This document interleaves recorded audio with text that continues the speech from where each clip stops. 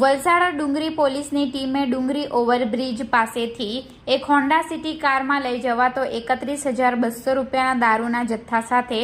બેને ઝડપી પાડ્યા 2 વોન્ટેડ। તારીખ 10 ડિસેમ્બર મંગળવારના 4 કલાકની મળતી માહિતી મુજબ ડુંગરી પોલીસની ટીમ પોલીસ મથક હદ વિસ્તારમાં પેટ્રોલિંગ કરી રહી હતી, જે દરમિયાન ખાનગી રાહે બાતમી મળી હતી કે એક Honda city car number GJ06BL 7517 માં દારૂ ભરી 2 ઈસમો સુરત તરફ જનાર છે। જે બાતમીના આધારે ડુંગરી પોલીસની ટીમે ડુંગરી ઓવરબ્રિજ પાસે વોચ ગોઠવી કારને ઝડપી પાડી હતી, જેમાંથી કુલ 2 ઈસમોને ઝડપી પાડ્યા હતા। પોલીસની ટીમે કાર અને ઈસમોને પોલીસ મથકે લાવી તમામ મુદ્દામાલની ગણતરી કરતા 48 નંગ વિદેશી દારૂ જેની કિંમત 31,200, હોન્ડા સિટી કારની કિંમત 1 લાખ, 2 મોબાઈલ ફોન જેની કિંમત